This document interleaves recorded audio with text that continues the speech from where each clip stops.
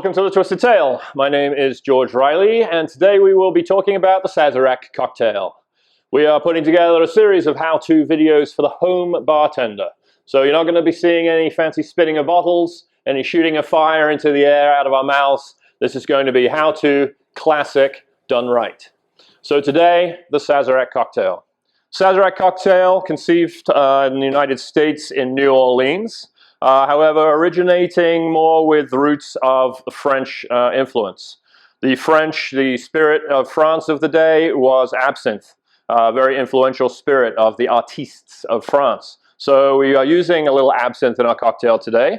And traditionally, this was first conceived in New Orleans with a Sazarac Rye. However, today we are going a little bit more local, and we are using the Sagamore Rye from Baltimore, which is just a couple of hours down the road from Philadelphia here. And then we're using a brandy as well from Copper & Kings, which is in Kentucky. They're breaking the norm in Kentucky, making brandies, not bourbons. However, this is a really well-structured brandy, and we'll talk about that. So for our spirits, we're going to be cutting equal parts rye to brandy. Brandy, of course, started as cognac in France, again going back to those French influences when this cocktail was first being conceived and thought about. So we're giving a little nod to the French influence by cutting in the rye with equal parts brandy as well. So we're going to start there. So you have your jigger. This is 2 ounce, this is 1 ounce. If you don't have one of these at home, don't worry about it. You can use measuring spoons that you would use to measure baking liquids with, or if you just have a simple shot glass at home, those are usually 1 or maybe 2 ounces as well. So as long as we're getting our ratio equal parts, then you can really use whatever you want to measure. So here we'll start with the Sagamore Rye. 1 ounce into our mixing glass.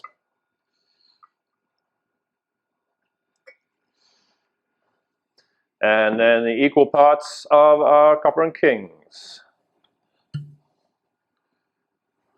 1 ounce also. You can, of course, decide to do it with 100% brandy or 100% rye or just 100% of your favorite whiskey. Really, you're making the drink for you, so you should use your favorite ones. That way you will enjoy it the most. Into this, we're going to put a little bit of a sweetening agent. So we have a simple syrup. Simple syrup is as simple as it is named. It is just equal parts of caster sugar, white sugar, and water. Boiling water. You want to measure those separately, and so you're not just filling sugar here and then water to here, because the water will fill up all the little gaps in the sugar first, and you'll be uneven.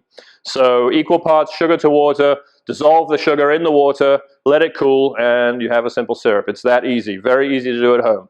However, this is the trickiest part of the cocktail, because if you over-sweeten the cocktail, you now ruin it, and the balance is off. So you want to measure just a very small amount, 1/4 of an ounce. So it's just literally a dash in there. If you have a measuring piece of equipment, then that is very easy to do.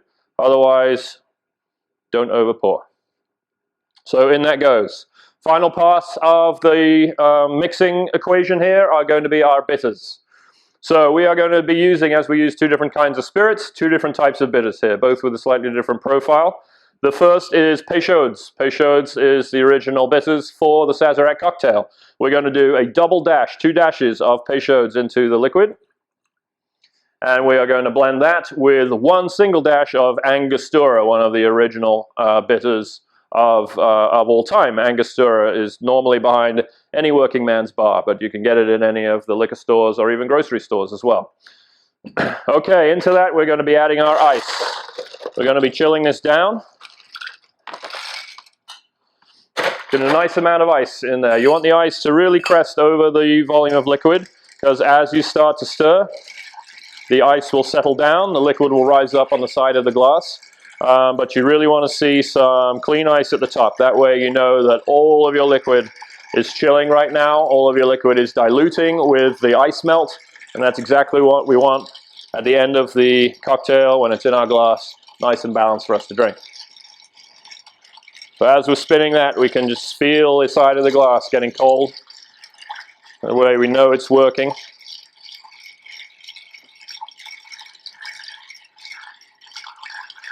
All right.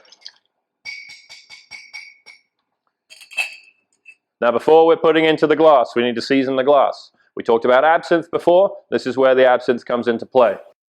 Here at my bar, I have a little atomizer. This is simply a hand pump version of an aerosol can. If you don't have an atomizer, you probably do, but you don't know it. You have some cologne bottles, perfume bottles. If you're getting down to the last little bit, dump it, rinse it a lot, and then you can fill it with your absinthe and use that as your pump.